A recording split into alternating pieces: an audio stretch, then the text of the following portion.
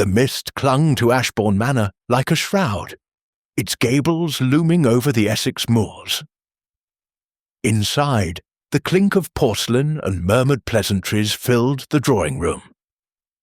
Lady Evelyn Ashbourne, resplendent in emerald silk, raised her teacup, then froze. Her eyes widened, her breath choked, and she collapsed, the cup shattering on the parquet. Gasps erupted, the air turned thick with dread. Hercule Poirot, a guest by chance, surveyed the scene, his moustache twitching. Chapter 1. The Fatal Sip. The mist draped Ashbourne Manor like a velvet curtain, softening the sharp gables that pierced the Essex sky. It was October 1933, and the moors beyond the estate whispered secrets in the wind. Inside, the drawing-room glowed with the warmth of a crackling fire, its light dancing on polished mahogany and the delicate porcelain of a tea service. The air carried the faint perfume of jasmine and the murmur of refined conversation. Lady Evelyn Ashbourne, the manor's widowed mistress, presided over her guests with the elegance of a bygone era. Her emerald silk gown shimmered as she moved, her laughter a melody that set the tone for the afternoon. Hercule Poirot, an unexpected guest invited at Evelyn's insistence, sat quietly in a high-backed chair, his small, fastidious hands folded over his waistcoat. His moustache, impeccably waxed, twitched as he observed the room. He had accepted the invitation out of curiosity. Lady Evelyn's reputation for charm was matched only by her knack for controversy. Now, his grey cells, as he called them, hummed with interest. The gathering was no mere social affair. Tension simmered beneath the polished surface, like a kettle left too long on the flame.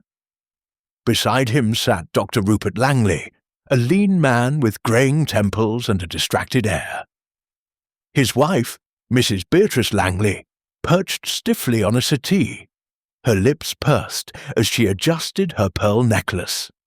Miss Clara Henshaw, Lady Evelyn's young companion, hovered near her employer, her pale hands clutching a monogrammed handkerchief. Mr. Victor Marwood, a shipping magnate with a hawkish gaze, stood by the window, his fingers drumming on the sill. Each guest, Poirot noted, seemed to carry an invisible burden. Lady Evelyn raised her teacup, its gold rim glinting. "To friendship," she toasted, her voice rich with warmth. The others followed suit, the clink of porcelain a delicate chorus. Poirot sipped his tea, savouring its bergamot notes, his eyes never leaving the hostess. Evelyn's smile faltered for a fraction of a second, her gaze darting to Rupert. Then, as she brought the cup to her lips, her body stiffened. Her eyes widened, a gasp choked in her throat, and the cup slipped from her fingers. It shattered on the parquet floor, tea pooling like dark blood. Evelyn collapsed, her silk gown crumpling as she fell, her face frozen in a mask of agony. A scream pierced the silence, Clara's, shrill and raw. Beatrice gasped, her hand flying to her mouth. Rupert leapt to, his feet, his medical instincts kicking in, but his hesitation betrayed doubt. Victor remained by the window, his expression unreadable. Poirot, calm amid the chaos, knelt beside the body. The faint almond-like scent of cyanide hung in the air, unmistakable to his trained senses. "Mon Dieu," he murmured, his voice low, "a crime most audacious." The room erupted in murmurs as servants rushed in. Poirot's sharp eyes scanned the scene. The spilled tea, the shattered cup, the guests' frozen postures. "Do not touch anything," he commanded, his accent crisp. "This is no accident. Lady Evelyn has been poisoned." Inspector Japp, summoned from London by a frantic telephone call, arrived within the hour. His familiar bulldog face was grim as he surveyed the drawing-room, now a crime scene. "Poirot, you've a knack for stumbling into murder," he grumbled. but his tone held respect. "What have we got?" "Cyanide, Inspector," Poirot replied, gesturing to the body. "Delivered, I suspect, through the teacup. Observe the scent, faint but distinct." Japp nodded, ordering his men to seal the room. Poirot's mind raced. Why poison in so public a setting? The audacity suggested either desperation or calculation. He turned to the guests, each a potential suspect. Clara, still clutching her handkerchief, wept openly. "She was everything to me," she whispered, her voice breaking. Poirot noted the handkerchief's monogram, CH, and the intensity of her grief. Was it genuine or a performance? Rupert, kneeling by Evelyn's body, muttered about heart failure, but Poirot's gaze sharpened. "Non, doctor," he said softly, "this was no natural death. You, of all people, must recognize cyanide's signature." Rupert flushed, his hands trembling as he stood. Beatrice, pale as the lace on her dress, avoided her husband's eye. Her fingers twisted a ring, betraying nerves. Victor, meanwhile, fidgeted, his earlier composure fraying. "This is madness," he snapped. "Who'd do such a thing?" Poirot's moustache twitched. "That, monsieur, is what we shall discover." He requested the guest list and tea service details from the butler, a stooped man named Hawkins. The tea, Hawkins confirmed, was prepared in the kitchen and brought to the drawing-room just before the party. Each guest had their own cup, placed on the tray by Evelyn herself. Poirot examined the tray, noting the remaining cups, unbroken, their contents untouched. One bore a faint lipstick smudge, a shade unlike Evelyn's crimson. "Curieux," he murmured. A maid, trembling, approached Japp. "Sir, there's something else. Dr. Langley's medical bag. It's in the study. I saw it this morning, and a vial was missing. Cyanide, I think." Rupert's face drained of colour. "That's impossible," he stammered. "I haven't used cyanide in months." Poirot's eyes gleamed. "Yet it is gone, Doctor. And here we have a body poisoned. Buy it." The guests were shepherded to the library, their alibis to be taken. Poirot lingered in the drawing-room, his mind reconstructing the scene. Evelyn's wealth, he knew, made her a target. Her will, rumoured to favour Rupert, suggested a motive. Yet Clara's devotion seemed excessive, almost possessive. Victor's business dealings with Evelyn had soured recently, and Beatrice's strange demeanour hinted at personal enmity. Each suspect, Poirot mused, held a piece of the puzzle. He moved to Evelyn's desk, its surface cluttered with letters and trinkets. A folded note, half hidden beneath a blotter, caught his eye. It was addressed to no one, signed only V, and read, "You cannot hide your sins forever." A threat? Blackmail? Poirot slipped it into his pocket, his grey cells buzzing. The letter's cryptic tone suggested a deeper scandal, one Evelyn had feared. Japp returned, his notebook filled with preliminary statements. Rupert claims he was in the garden before tea, tending to a headache. Beatrice says she was arranging flowers in the hall. Clara was with Evelyn all morning, and Marwood says he took a walk alone. Nobody saw nothing, as usual. Poirot nodded, unsurprised. "The truth, Inspector, lies in what they do not say." A servant interrupted, breathless. "Sir, in the garden. There's a teapot, smashed near the roses. Miss Clara found it and screamed." Poirot followed, his polished shoes crunching on the gravel path. The teapot, ordinary and chipped, lay in the dirt. Clara, nearby, was pale. "It's Evelyn's," she insisted. "She loved this pattern." Poirot examined it, noting its plain design, unlike the Manners' fine china. A distraction perhaps meant to mislead. Back in the drawing-room, Poirot questioned Clara. "You are certain this teapot belonged to Lady Evelyn?" Clara nodded, her eyes red. "She used it for private teas. It's special." Yet Hawkins, when pressed, shook his head. "That's from the servants' quarters, sir. Her ladyship never touched it." Poirot's suspicions deepened. Was Clara mistaken, or planting a false clue? He turned to Beatrice, whose composure had cracked. "Madam, you seem distressed. Did you know of Lady Evelyn's enemies?" Beatrice's lips tightened. She had many. She loved to meddle, to expose secrets. Her voice held a bitter edge. Poirot filed it away, noting her proximity to the tea tray earlier, as reported by a footman. Victor, when questioned, was evasive. "Evelyn and I disagreed on investments," he admitted, "but murder? Absurd." His solitary walk, unwitnessed, left a gap in his story.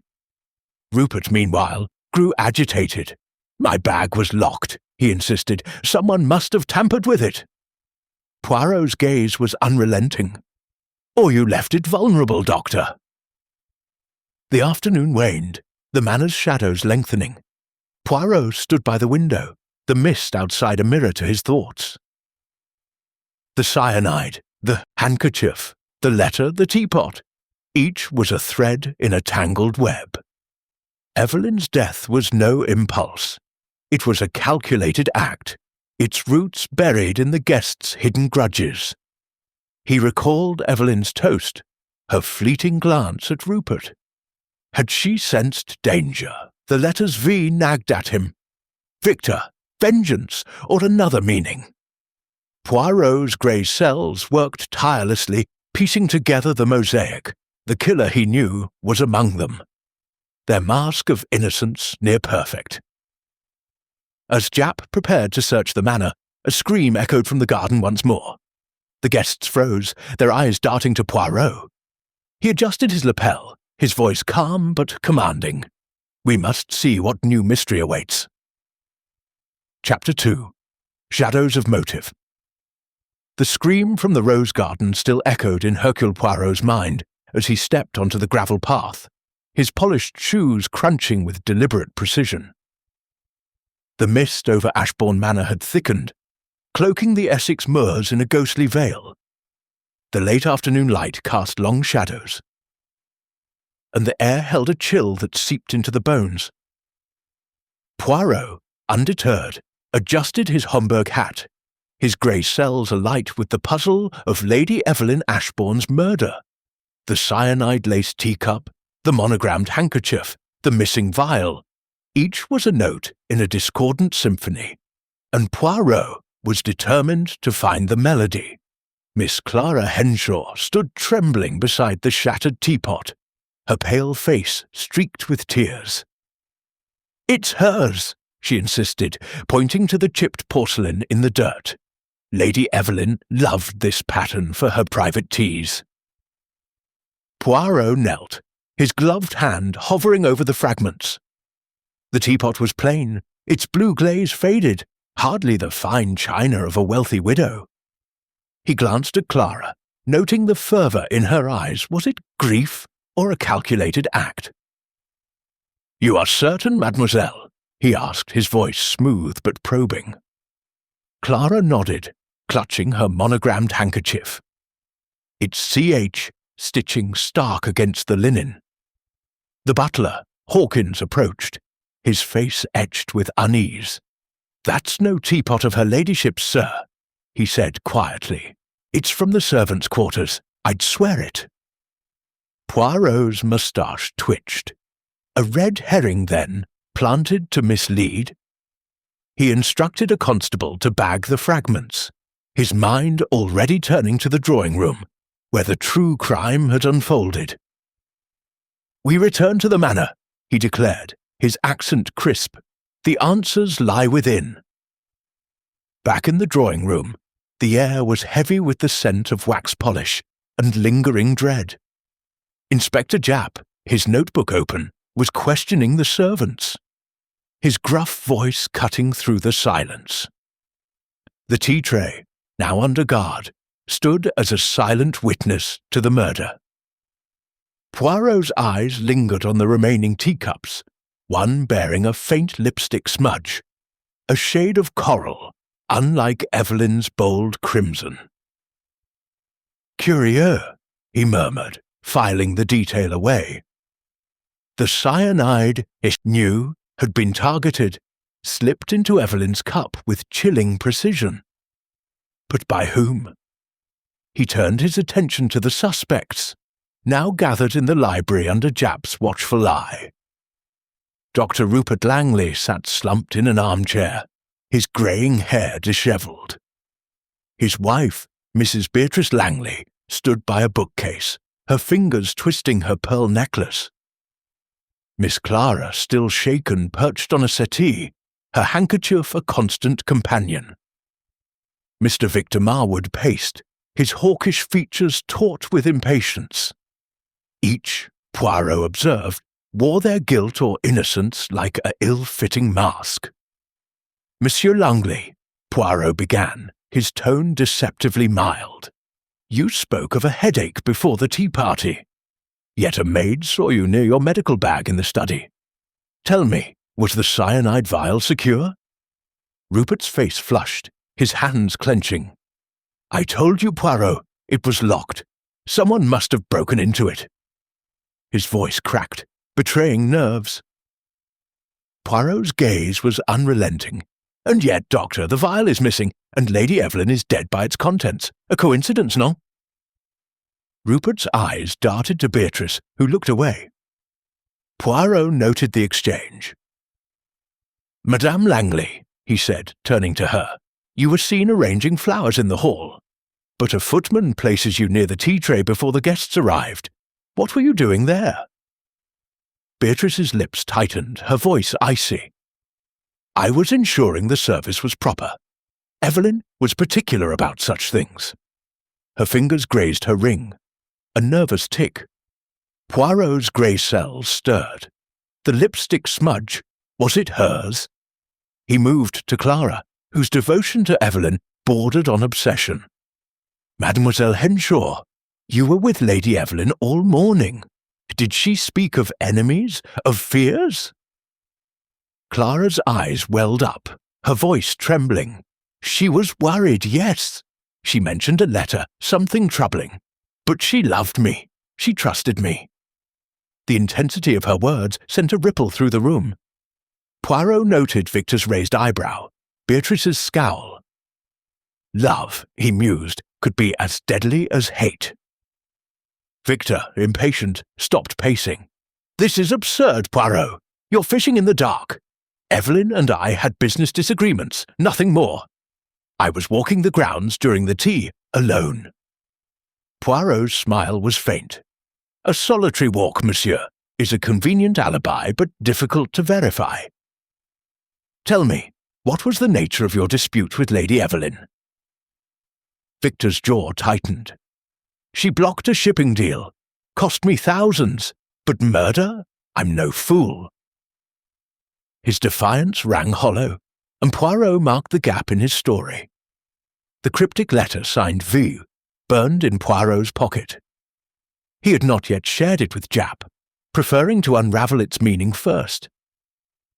"You cannot hide your sins forever," it read. A threat, certainly, but from whom? Victor's initial matched, but so did vengeance, a word that fit the bitterness in the room.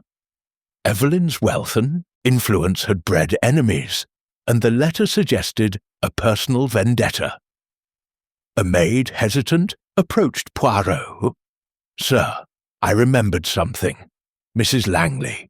She was by the tea tray longer than she said. She touched the cups, adjusted them." Beatrice's head snapped up. "That's a lie! I was only checking the arrangement." Her voice trembled, and Rupert reached for her hand, only to be rebuffed. Poirot's eyes gleamed. "The cups, madame, are the heart of this crime. We shall examine them closely." He returned to the drawing-room, Japp in tow. The tea tray, under a constable's guard, held 6 cups, 1 missing, Evelyn's, shattered in her fall. The coral lipstick smudge on another cup intrigued him. "Inspector, have the cups tested for residue," he said, "and compare the lipstick to the lady's shades." Japp nodded, scribbling a note. Poirot's mind raced. The smudge suggested carelessness, or a deliberate clue. Hawkins, the butler, provided the guest list and tea service details. The tea was brewed in the kitchen, the tray set by Evelyn herself. "She was particular, sir," Hawkins said, "chose each cup for each guest." Poirot's interest sharpened. If Evelyn assigned the cups, the killer knew which was hers. An inside job, then, by someone close. The library grew tense as Poirot rejoined the suspects. He paced, his small frame commanding the room. "Lady Evelyn's death," he said, "was no impulse. It was planned, the cyanide placed with precision. Each of you had opportunity, and each, I suspect, a motive." His eyes lingered on Rupert. "Monsieur, you stand to inherit from Lady Evelyn's will. Is it true she planned to rewrite it, cutting your share?" Rupert paled, his voice hoarse. "She mentioned it, yes. We argued, but I'd never—" He stopped, glancing at Beatrice, who stared at the floor. Poirot turned to Beatrice. "And you, madame, resented Lady Evelyn. Why?" Beatrice's eyes flashed. "She mocked me, humiliated me at her balls, called me a social climber, but I didn't kill her." Her bitterness was palpable, and Poirot noted it. Clara, silent until now, spoke softly. "Evelyn was kind to me. She took me in, gave me purpose, but she had enemies. That letter, she was frightened." Poirot's gaze softened, but his mind was sharp. Clara's devotion could mask darker impulses. Victor, meanwhile, scoffed. "You're all wasting time. The killer's long gone." Poirot's smile was enigmatic. "Non, monsieur. The killer is here among us." A servant's gasp interrupted them. "Sir, the study! It's been turned upside down!" Poirot's heart quickened. "Show me," he said, leading the group to Evelyn's study. The room was a wreck. Papers strewn across the floor, drawers yanked open, the safe ajar. Poirot's eyes scanned the chaos, landing on a single glove, monogrammed VM, Victor Marwood. Victor blanched. "That's mine, but I lost it days ago." Poirot's expression was unreadable. "A convenient loss, monsieur, or a clumsy plant." The study's disarray suggested a desperate search. For what? The letter in Poirot's pocket felt heavier. Had the killer sought to destroy evidence? As Japp ordered a search of the manor, Poirot stood amid the wreckage, his grey cells humming. The teapot, the lipstick, the glove, the letter, each was a piece of the mosaic. The killer had overreached, leaving traces of their panic. But whose hand had wielded the poison? Cliffhanger. A faint creak sounded from the hallway, and a shadow flitted past the door. Had the intruder returned, or was a new secret about to unravel? Chapter 3. The Ransacked Study. The study of Ashbourne Manor was a scene of calculated chaos, its oak-panelled walls bearing witness to a desperate act. Papers lay scattered across the Persian rug. Drawers hung open like broken jaws. And the safe's door gaped, revealing only shadows within. Hercule Poirot stood at the room's centre, his small frame a beacon of order amid the disorder. The mist outside pressed against the windows, but his grey cells burned brightly, piecing together the puzzle of Lady Evelyn Ashbourne's murder. The cyanide-laced teacup, the cryptic letter signed V, the monogrammed glove. These were threads in a tapestry of deceit, and the ransacked study was a new stitch. Inspector Japp, his bulldog face creased with frustration, surveyed the wreckage. "Someone was in a hurry, Poirot. Looking for what, do you reckon?" Poirot's moustache twitched, his eyes fixed on a single glove near the safe, its leather embossed with VM, Victor Marwood. Perhaps, Inspector, they sought to hide a truth, or to plant a lie. He lifted the glove with a handkerchief, noting its pristine condition. Too convenient, non? A lost glove, found precisely here. Victor, summoned to the study, blanched at the sight. That's mine, but I swear I lost it days ago. Someone's framing me. His voice carried a mix of anger and fear, his hawkish features taut. Poirot's gaze was unrelenting. Monsieur Marwood, your alibi, a solitary walk, remains unverified. And your disputes with Lady Evelyn were, shall we say, heated. Tell me, what might you fear in this room? Victor's jaw clenched. Nothing.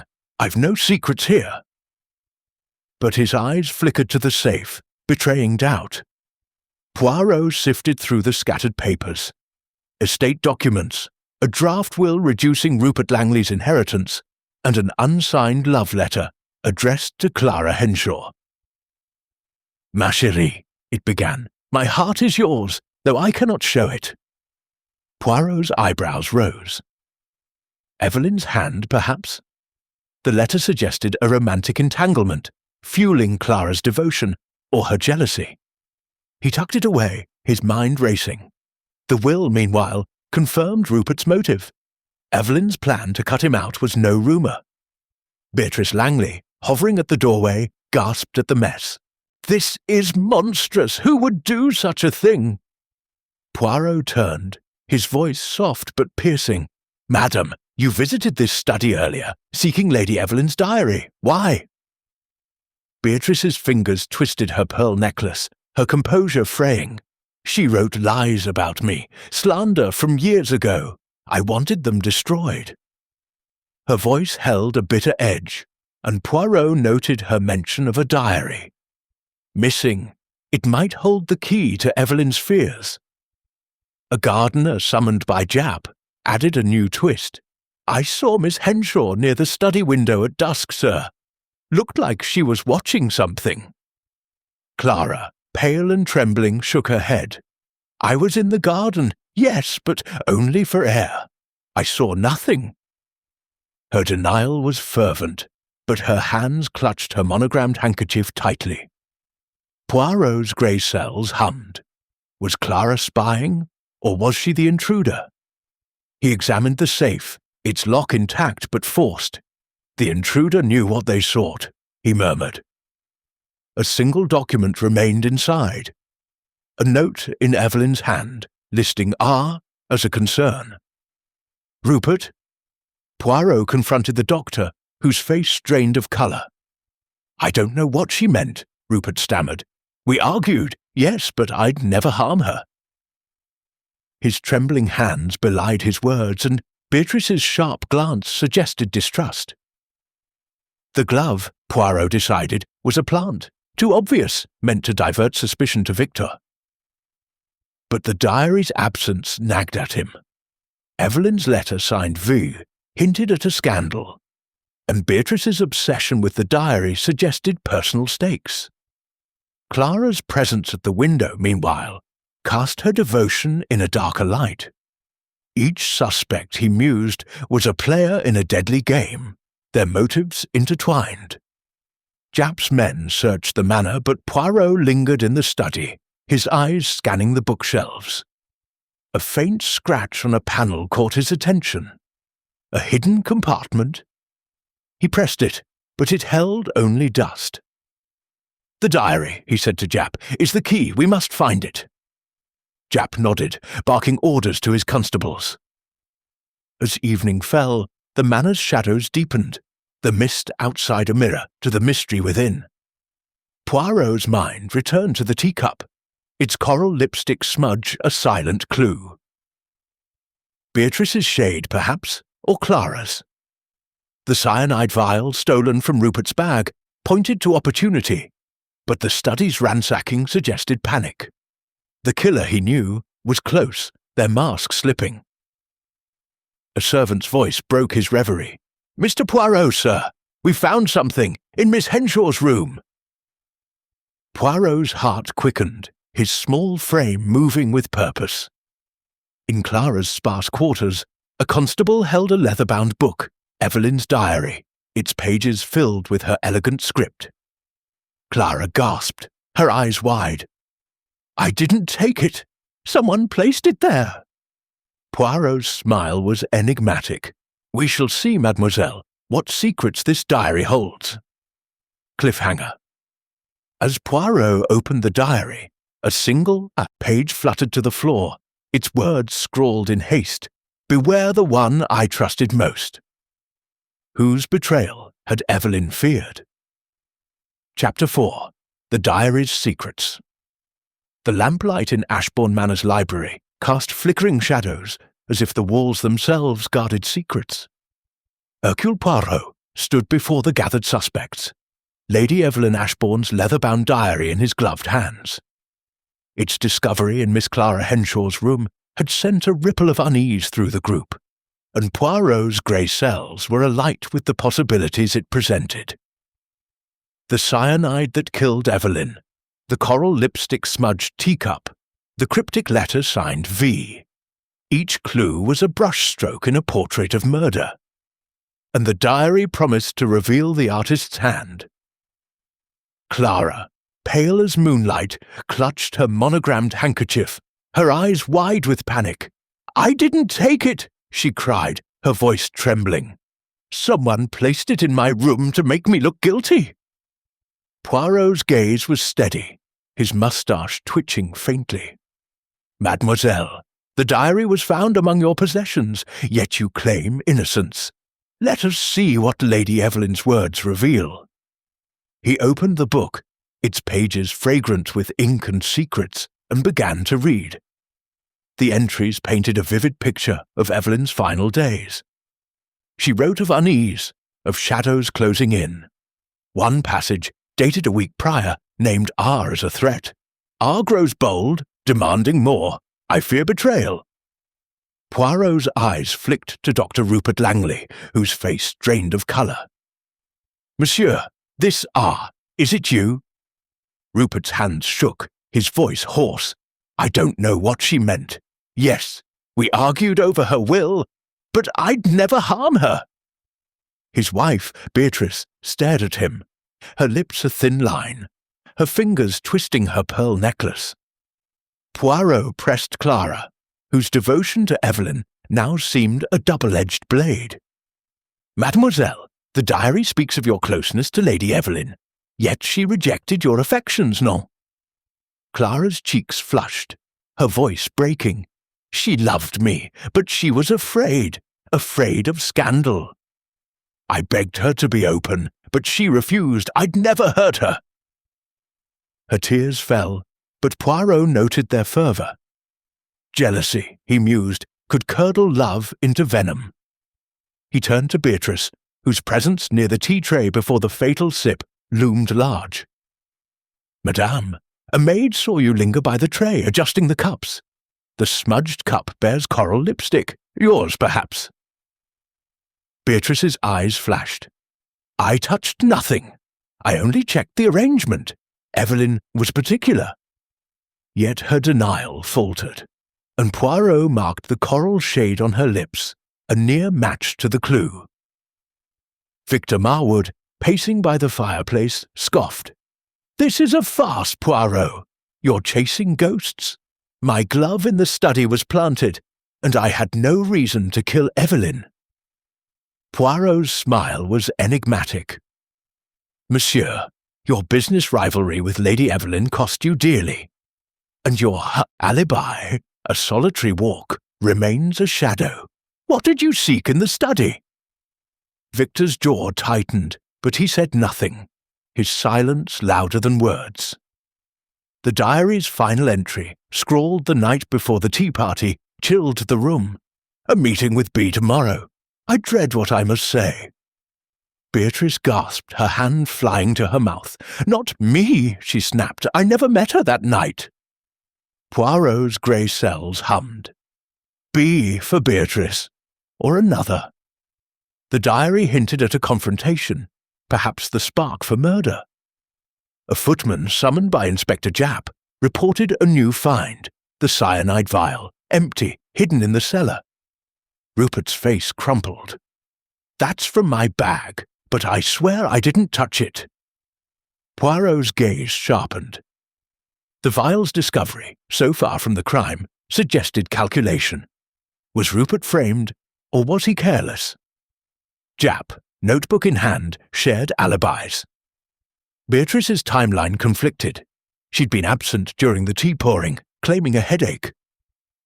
Victor's walk lacked witnesses, and Clara admitted to lingering near Evelyn's study. Rupert's garden stroll was unconfirmed. Each gap, Poirot knew, was a crack in their defences. He revisited the diary, finding a mention of a past scandal. Evelyn had exposed Beatrice's affair years ago, ruining her social standing. "Revenge, madame?" Poirot asked softly. Beatrice's voice was ice. "I hated her, yes, but I didn't kill her." Her bitterness was a motive, and Poirot filed it away. The teacup's smudge haunted him. He requested Japp test it against Beatrice's lipstick, suspecting her hand in the tray's arrangement.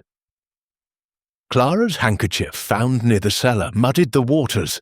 Was it planted, as she claimed? Victor's glove, too, felt staged. The killer, Poirot mused, wove a web of misdirection, but their threads were fraying.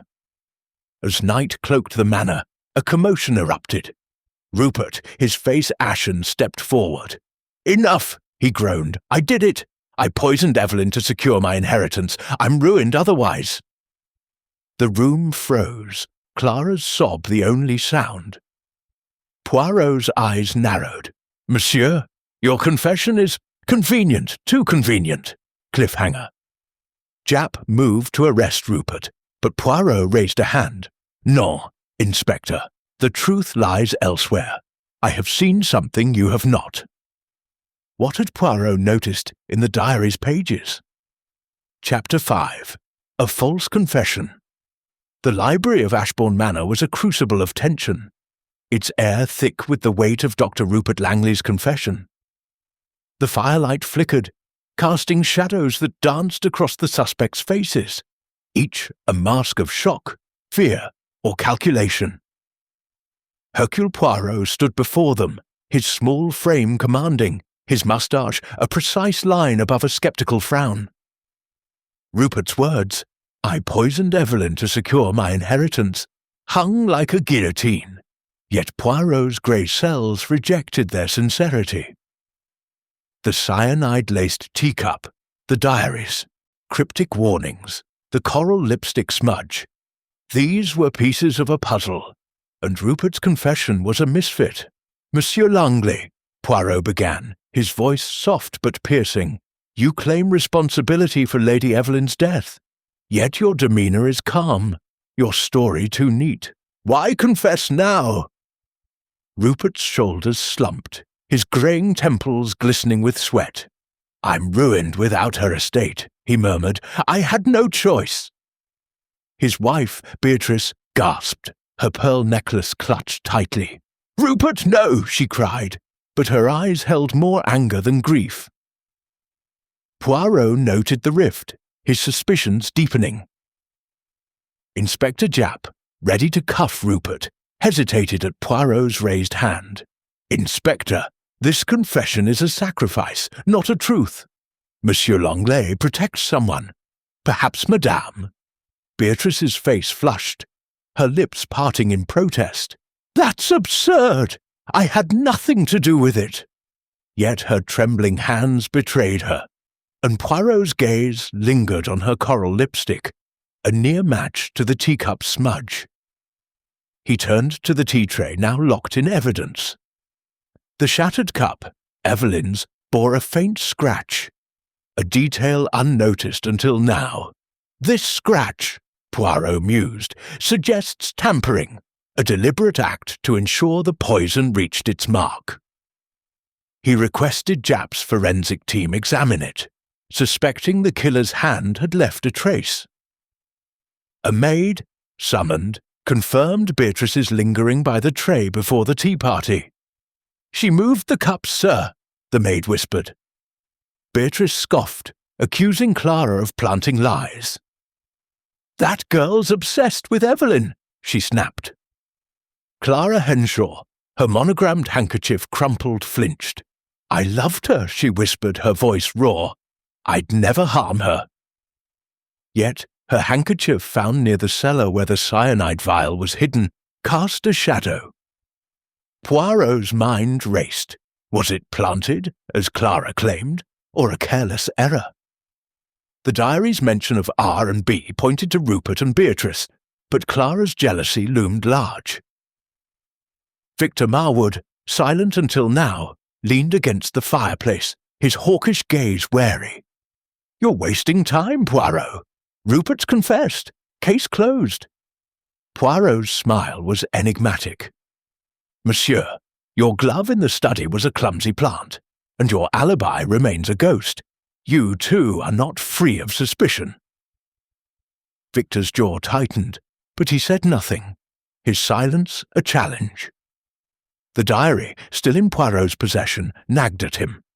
Its final entry, a meeting with B, suggested a confrontation, perhaps with Beatrice, whose past scandal Evelyn had exposed.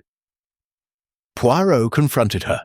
"Madam, Lady Evelyn ruined your reputation years ago. Did you seek revenge?" Beatrice's eyes flashed. "I despised her, yes, but poison, never." Her voice held conviction, but Poirot sensed a crack in her facade. He revisited the cellar clue. The cyanide vial, empty and hidden, bore no fingerprints, a meticulous act.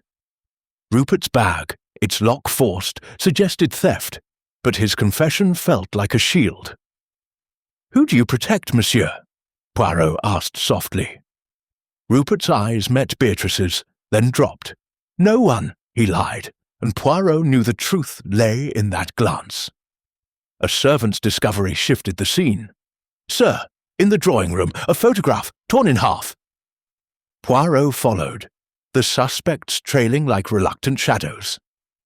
The photograph, from a 1928 ball, showed Evelyn and Beatrice laughing, their friendship captured before betrayal. The tear, jagged and deliberate, spoke of rage. "Who tore this?" Poirot asked, his voice a blade. Beatrice paled. "I don't know," she whispered, but her fingers trembled. Clara's sob broke the silence. "Evelyn kept that photo to remember better days. Why destroy it?" Poirot's grey cells hummed.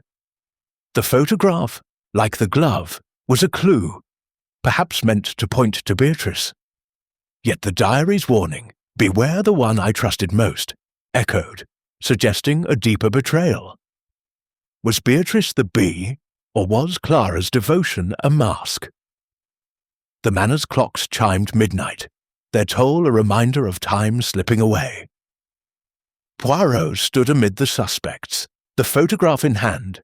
"The killer," he said, "weaves a web of lies, but each clue, each tear, reveals their hand. We are close, mes amis." His eyes scanned the room, lingering on Beatrice's coral lips, Clara's tearful gaze, Victor's clenched fists, and Rupert's defeated slump. Japp, impatient, pressed for action. "Poirot, if Rupert's lying, who's the real killer?" Poirot's smile was faint. "Patience, Inspector. The truth is in the details, the scratch, the smudge, the torn photograph." He requested the photograph be examined for prints, suspecting the killer's haste had left a mark. As the group dispersed, Poirot lingered, his mind a whirl of connections. The confession was a distraction, the photograph a revelation.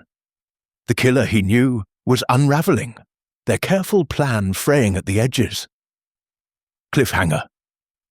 A faint rustle came from Evelyn's desk, and Poirot's eyes snapped to it. A hidden drawer overlooked slid open, revealing a second letter addressed to him. What new secret had Evelyn left behind? Chapter 6. The Torn Photograph. The drawing room of Ashbourne Manor was a stage of muted grief, its heavy drapes dimming the Essex twilight.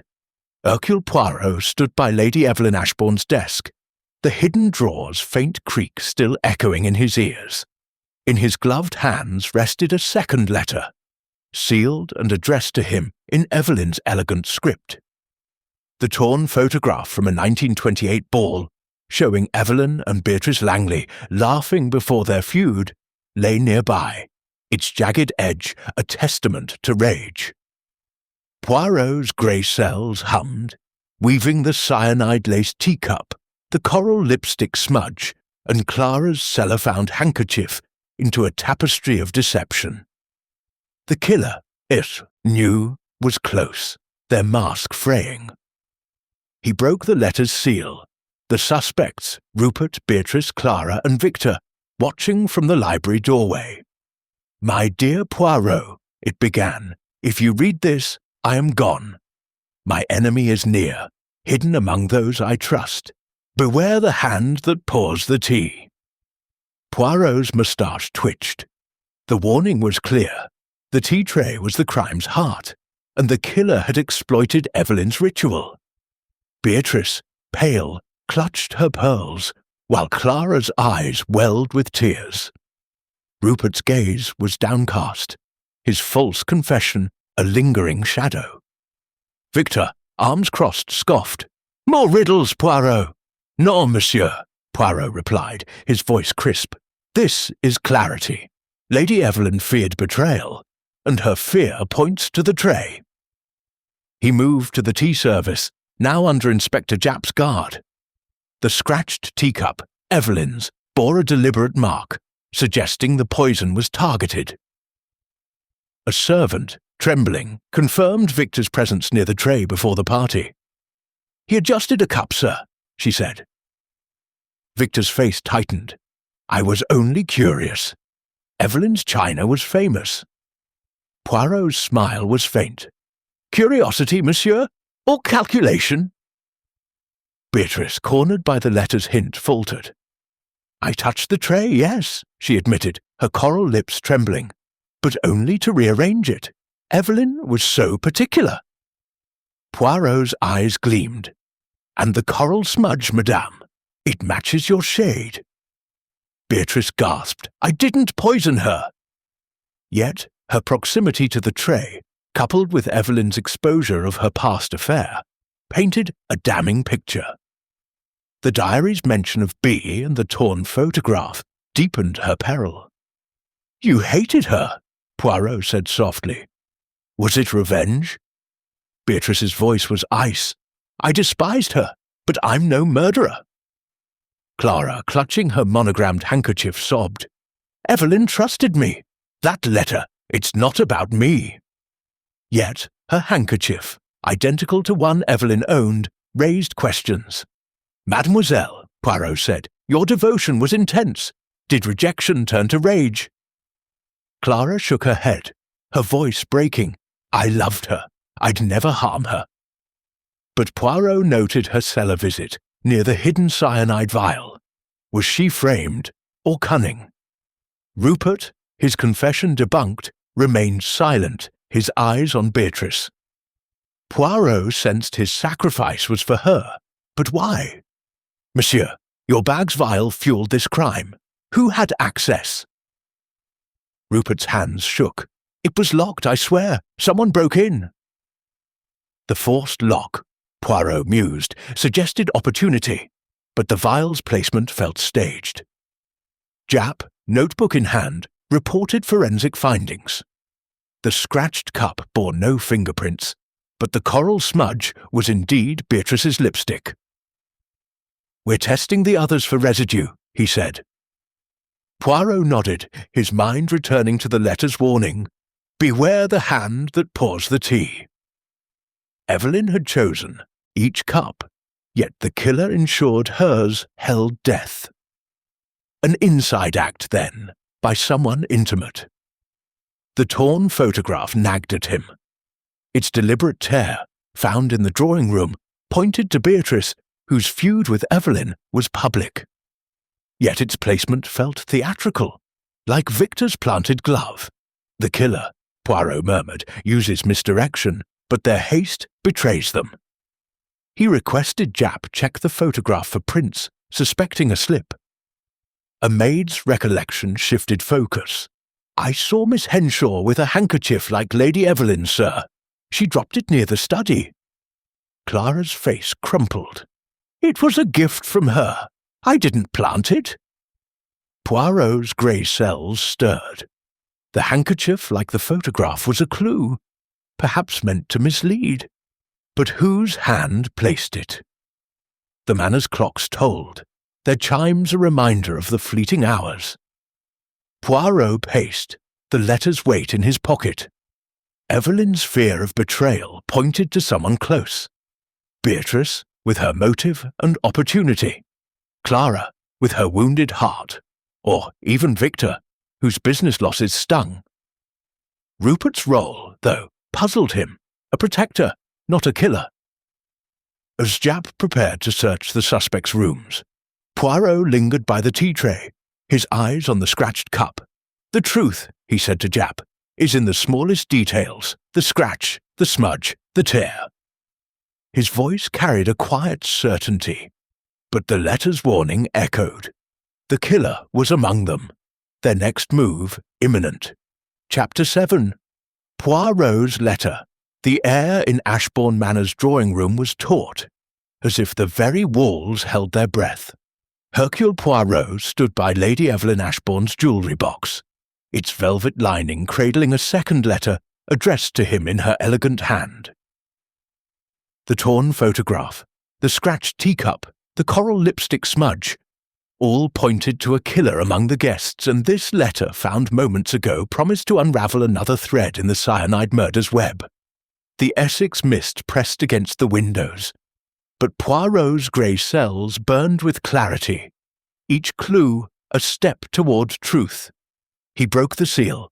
The suspects, Dr. Rupert Langley, Mrs. Beatrice Langley, Miss Clara Henshaw, and Mr. Victor Marwood, watching with bated breath. "My dear Poirot," he read aloud, "danger is close. My enemy hides in plain sight, their smile a mask. Trust no one, not even those I loved." The words chilled the room, Evelyn's fear palpable. Clara stifled a sob, her monogrammed handkerchief trembling. Beatrice's coral lips parted, her pearls clutched tightly. Rupert's eyes, heavy with his false confession's shame, avoided Poirot's gaze. Victor, arms crossed, muttered, "More theatrics." "Non, monsieur," Poirot said, his accent sharp. "This is a warning. Lady Evelyn knew her killer, and they stood by her tea tray." He moved to the tray, its remaining cups a silent jury. The scratched cup, Evelyn's, bore Beatrice's coral smudge, confirmed by Japp's forensics. "Madame Langley," Poirot said, turning to Beatrice, "you tampered with the cups. Why?" Beatrice's voice was ice. "I only adjusted them. Evelyn was obsessive about order." Yet her trembling hands betrayed her, and Poirot's eyes gleamed.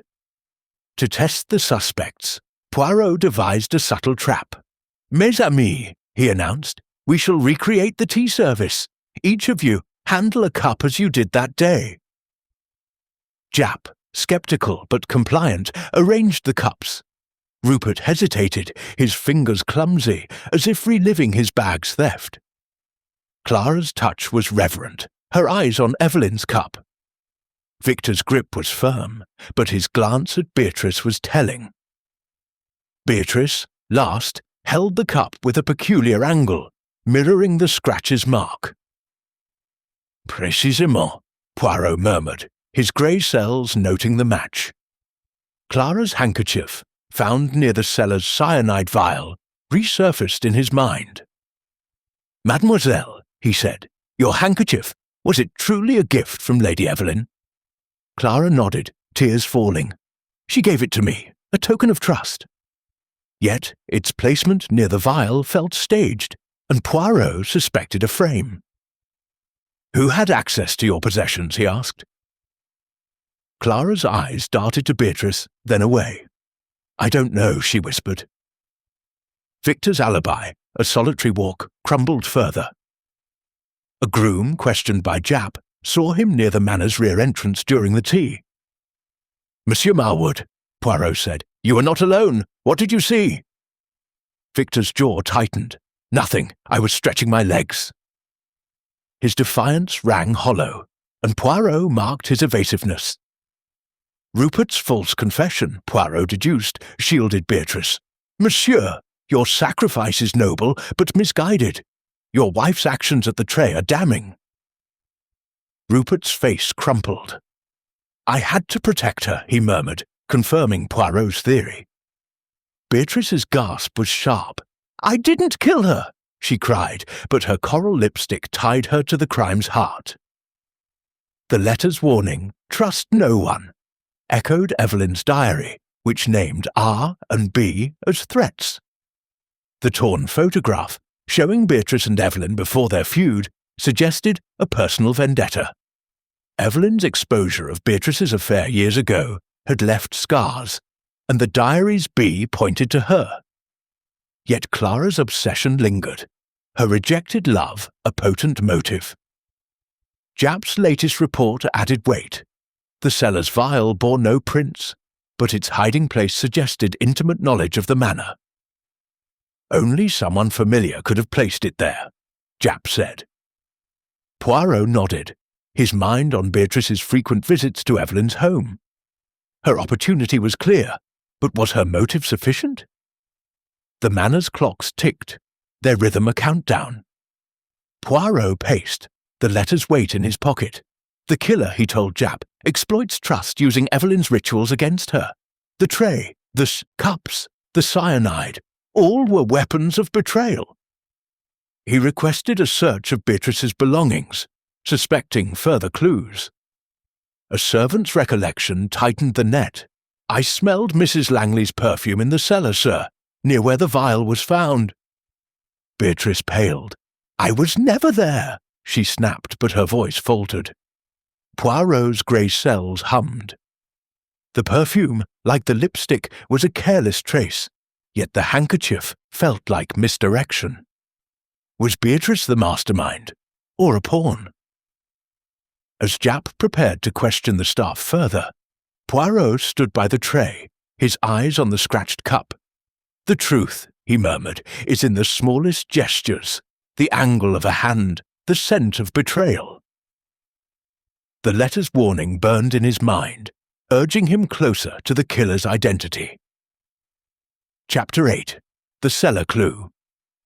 The cellar of Ashbourne Manor exhaled a chill breath of damp stone and forgotten wine, its shadows clinging like conspirators.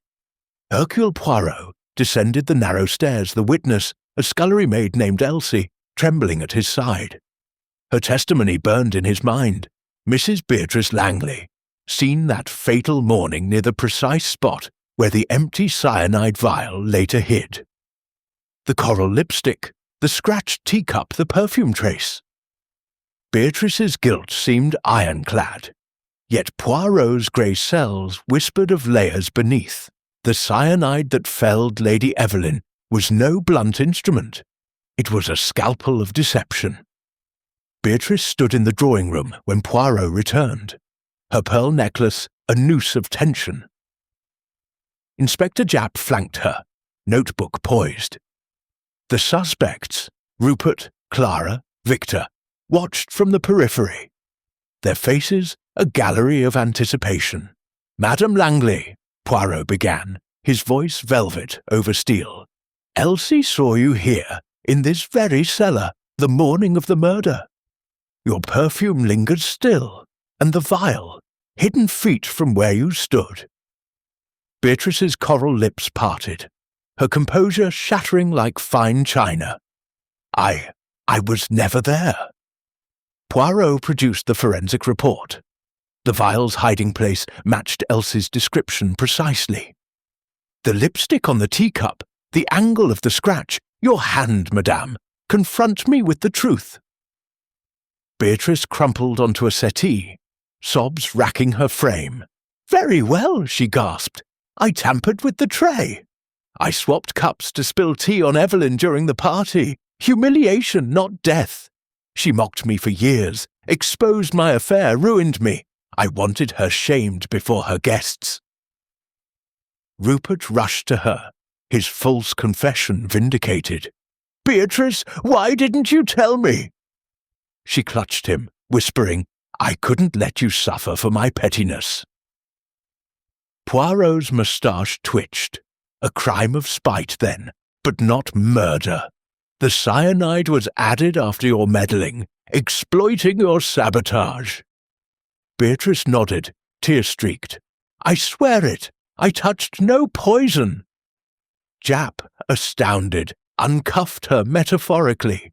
"Blimey, Poirot, you saw through Rupert's lie to this?" Poirot's eyes gleamed. "No, Inspector. I saw the perfection of the misdirection. The killer used Beatrice's known enmity, her tray access, to mask their act." He turned to the group. Clara's handkerchief near the vial. Victor's planted glove in the study. Too obvious, too convenient. The true murderer is a maestro, turning suspicion like a kaleidoscope. Clara, pale, twisted her monogrammed linen. "Not me, I loved Evelyn." Yet her obsessive devotion, the diary's hints of rejection lingered. Victor scoffed. "You're chasing shadows, Poirot. Beatrice did it, or Rupert." His crumbling alibi gnawed at him. Rupert, embracing his wife, met Poirot's gaze with quiet relief. Poirot revisited the timeline. Beatrice tampered pre-party. The cyanide entered later, during the brief chaos of guests mingling. Evelyn's letter, "Beware the hand that pours," now clarified, not Beatrice's spiteful adjustment, but a lethal pour amid distraction. The diary's trusted one echoed, pointing inward. Clara's proximity to Evelyn, her access to rooms, her handkerchief, Poirot mused, was no accident but a bold plant. The torn photograph, too, screamed artifice, meant to inflame Beatrice's image. The killer, Poirot murmured to Japp, wove Beatrice's guilt into their tapestry, but overlooked one thread, the absence of cyanide residue on her gloves. Japp nodded, impressed. "Clever beggar, who then?" Elsie, lingering, added, "Miss Clara was in the kitchen that morning, near Dr. Langley's bag." Clara blanched. "Fetching sugar. I saw nothing." Poirot's grey cells accelerated. The forced lock on Rupert's bag. Clara's slender fingers could manage it. Her rejected love, festering into vengeance, fit Evelyn's warnings. Yet Victor's desperation, his financial ruin from Evelyn's investments, tempted equally. The manor's fog thickened outside, mirroring the moral murk within. Poirot paced, the pieces aligning. Beatrice's sabotage provided cover. The killer struck swiftly, planting clues to scatter blame. Rupert's confession was the masterstroke, nearly derailing justice. "Magnifique!" Poirot whispered, admiring the audacity. Beatrice, exonerated of murder, wept in Rupert's arms. "Forgive me," she murmured. He nodded, their bond reforged in trial. Victor paced, sweat beading. Clara's eyes darted, her handkerchief shredded.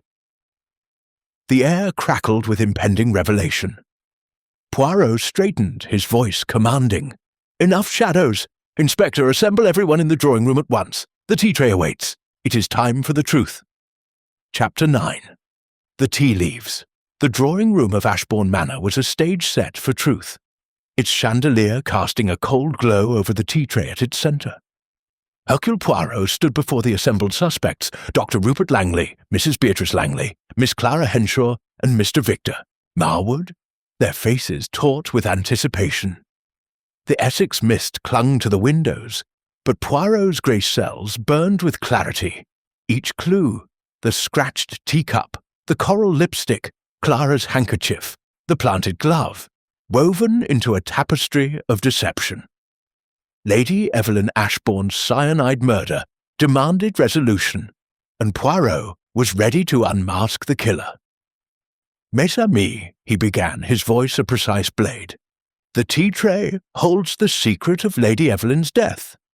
Cyanide, swift and merciless, was placed in her cup with surgical intent. But who wielded the poison?" His eyes swept the room, lingering on Beatrice, whose sabotage had clouded the truth. "Madame Langley, your confession to swapping cups for spite was exploited. a perfect diversion.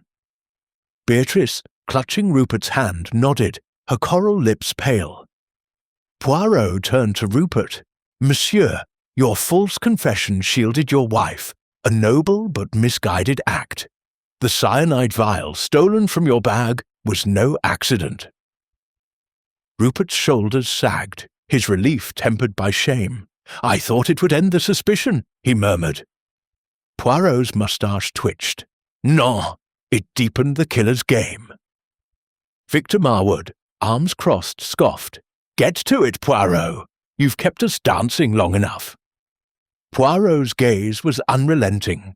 "Monsieur, your glove in the study, your flimsy alibi, convenient distractions, but not the masterstroke. You are not the murderer." Victor's jaw tightened, but relief flickered in his eyes.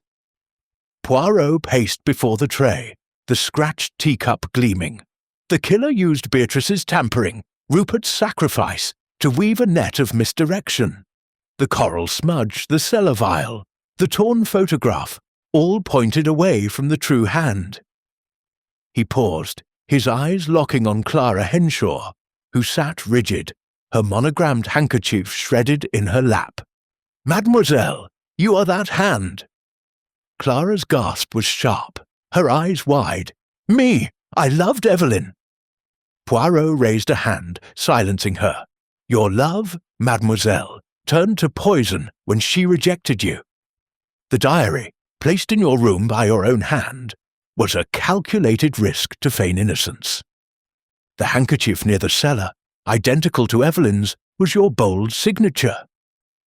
He recounted the clues. Clara's access to Rupert's bag, her kitchen visit near the vial, her presence near the study window. "You stole the cyanide, knowing Beatrice's sabotage would draw suspicion. During the tea party's chaos, you swapped Evelyn's cup, ensuring the poison reached her." The room froze, Japp's notebook poised, Beatrice's breath hitching. Clara's voice trembled. "You have no proof." Poirot's smile was faint. "The proof, mademoiselle, is in the tea leaves, the pattern of your deception. Evelyn's letter warned of the trusted one. You, her companion, betrayed her trust. The V in her note was not Victor but vengeance, your motive. Produced the second letter, its warning of betrayal now clear. You used Beatrice's enmity, Rupert's loyalty, to cloak your act." Rupert's face crumpled. "Clara, how could you?" Beatrice's eyes blazed, her past feud with Evelyn paling against this treachery. Victor, silent, stared at Clara, his scorn palpable. Japp stepped forward, cuffs ready, but Poirot continued, his voice a crescendo. "The scratched cup, mademoiselle, bears a mark from your ring, a sapphire, yes? You pressed too hard in your haste." Clara's hand instinctively covered her ring, her composure cracking. "You're wrong," she whispered, but her voice lacked conviction. Poirot's grey cells had unravelled her web. The planted glove to implicate Victor, the handkerchief to confuse, the diary to deflect. "You underestimated the order of my mind," he said softly. "Each clue, each lie led to you." The manor's clocks chimed, their toll a judgment. Poirot stood before the tray, the tea leaves of truth laid bare. "Lady Evelyn trusted you, mademoiselle, and you turned her love into death. Why?" Clara's eyes, once tearful, hardened. "She rejected me," she hissed. "She called my love a scandal, a shame. I gave her everything, and she threw it away." Her voice was venom, the room stunned by her raw confession. Japp moved to arrest her, but Clara's hand, still in her pocket, tightened. Poirot's gaze sharpened, sensing danger. "Mademoiselle, what do you conceal?" Her lips curled, a chilling smile breaking through. "You're clever, Poirot," she said, her voice low, "but you're too late." Chapter 10. The Final Deduction. The drawing-room of Ashbourne Manor was a crucible of judgment, its chandelier casting stark light on the tea tray, that had borne Lady Evelyn Ashbourne's doom. Hercule Poirot stood poised, his small frame radiating authority, his grey cells triumphant. Miss Clara Henshaw, unmasked as the killer, clutched a glinting cyanide vial, her eyes blazing with defiance. The suspects, Dr. Rupert Langley, Mrs. Beatrice Langley, and Mr. Victor Marwood, stood frozen, their breaths held as the Essex mist pressed against the windows. The scratched teacup, the coral smudge, the planted clues, all had led to this moment. "Mademoiselle," Poirot said, his voice a calm blade, "put down the vial. Your scheme is undone." Clara's smile was venomous, her hand trembling. "You think you've won, Poirot.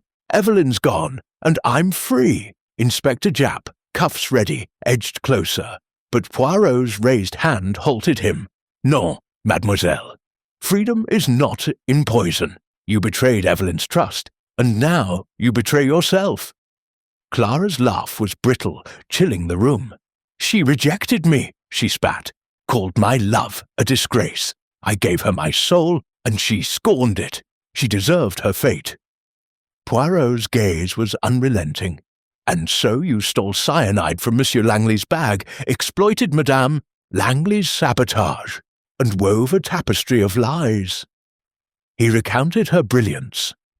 Clara, Evelyn's companion, knew her rituals intimately. She watched Beatrice tamper with the tea tray, swapping cups for a petty spill. During the party's mingling, Clara swapped Evelyn's cup again, slipping cyanide from Rupert's stolen vial into the precise vessel. "The scratch," Poirot said, gesturing to the teacup, "came from your sapphire ring, pressed in haste." Clara's hand, still clutching the vial, hid the ring, her face ashen. "The diary," he continued, "you placed in your room, a bold risk to feign victimhood. Your handkerchief, left near the cellar vial, was no error but a taunt. The glove in the study, implicating Monsieur Marwood, was your flourish." Victor, arms crossed, glared, his business rivalry with Evelyn now a footnote. "You nearly ruined me," he growled. Clara's smirk faded, her defiance wavering. Beatrice, clinging to Rupert, whispered, "How could you, Clara?" Rupert's eyes, heavy with his false confession's toll, met Poirot's with gratitude. "You saw through my lie," he said. Poirot nodded. "Your love for Madame Langley blinded you, monsieur, but it also saved her." Beatrice, her sabotage exposed, murmured, "I only wanted Evelyn humbled, not dead." Poirot turned to Clara, his voice a crescendo. Evelyn's letters warned of betrayal, the trusted one, the hand that pours. You, mademoiselle, were her confidant, her shadow. Her rejection drove you to vengeance, and you used every clue to point elsewhere. The coral smudge, Beatrice's unwitting gift, had sealed the misdirection, but Clara's ring betrayed her. Japp, impatient, stepped forward. "Enough, Poirot. Let's have her." But Clara's hand tightened on the vial, her eyes wild. "One step, and I'll end it." Poirot's voice softened, almost paternal. "Mademoiselle, you sought to punish Evelyn, but you punish yourself. Lay down the vial, and face justice." For a moment, her resolve flickered, the weight of her confession crushing her. With a sob, Clara dropped the vial, its glass clinking harmlessly on the parquet. Japp pounced, cuffing her wrists as she slumped, her fire extinguished. "You're too late," she whispered, but the words were hollow. Poirot's grey cells had prevailed, each clue a stepping stone to her downfall. The room exhaled, the tension breaking like a snapped thread. Victor cleared, straightened, his voice gruff. "I'll honour Evelyn's legacy, Poirot. She deserved better." He vowed to fund her charitable trusts, a redemption of sorts. Beatrice and Rupert embraced, their bond forged anew in the crucible of truth. "We're free," Beatrice murmured, her coral lips trembling with relief. Japp, securing Clara, turned to Poirot. "Blimey, you spun that web tighter than she did. How'd you know?" Poirot's smile was faint. "The truth, Inspector, is in the order of the mind. Clara's plan was near perfect, but no web escapes the scrutiny of Poirot's grey cells." He gestured to the tea tray, its silent cups a testament to his victory. As Clara was led away, her head bowed, the Manor's clocks chimed, their toll a requiem for Evelyn. Poirot stepped to the window, the mist parting to reveal dawn's first light. He sipped a fresh cup of tea, its bergamot aroma a quiet comfort. The heart's secrets, he mused, are the deadliest poison, but order, mes amis, always prevails. The drawing-room emptied, the suspects dispersing to their lives, forever marked by Evelyn's death. Poirot lingered, his eyes on the tea tray, its lessons etched in his mind. Justice had been served, but the cost of betrayal lingered, a shadow on the Manor's gilded walls. Outside, the moors stretched endlessly, their secrets buried in the mist. Poirot adjusted his Homburg hat, his moustache twitching with satisfaction. Another puzzle solved, another truth unveiled. Ashbourne Manor would heal, but its tea would never taste the same.